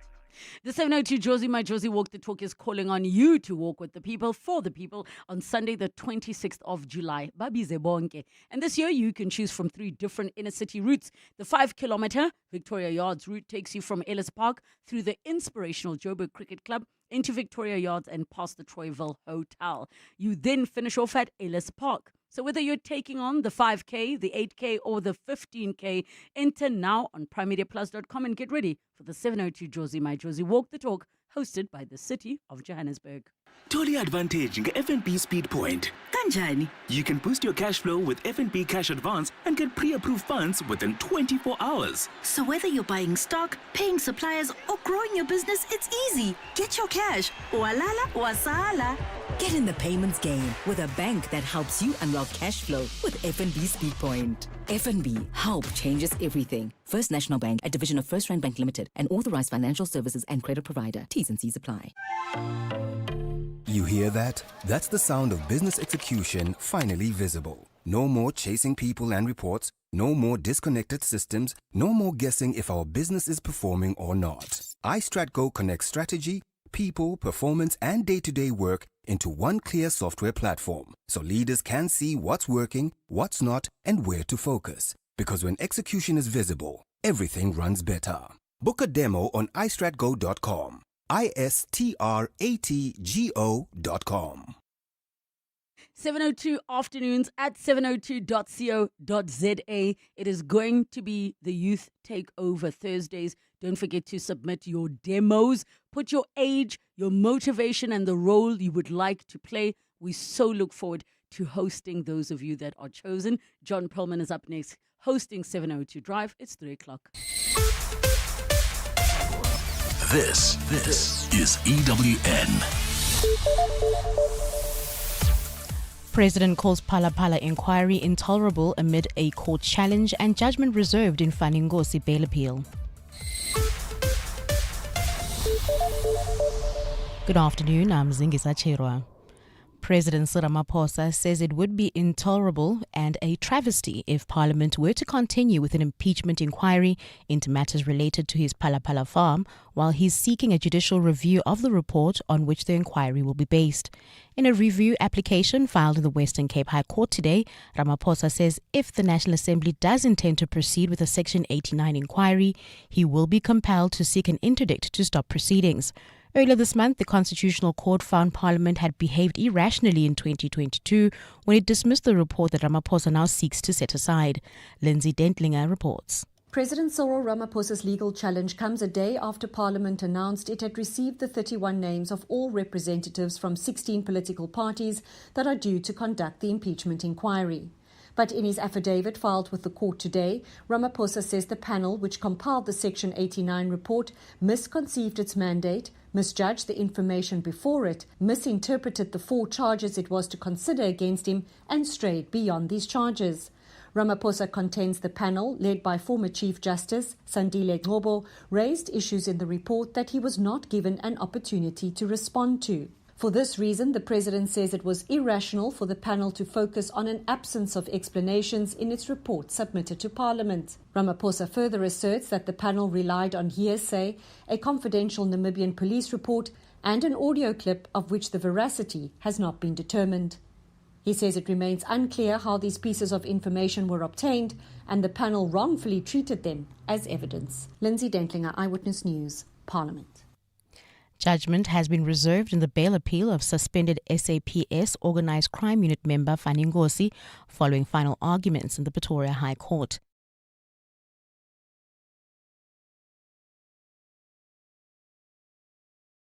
.702 Afternoons with Relebogile Mabotja. 702 Afternoons is about all things in life, from music to inspiration. We get an opportunity to explore science, mental health, food. I almost feel like there's nothing we don't do on my show. One of the things I absolutely love about 702 Land and the 702 family is that we are so sharing. We share tears, laughs, smiles. We share in the amazing times and celebrate together as well.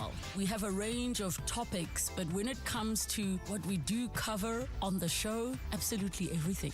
My listener is somebody who wants to grow, evolve, develop.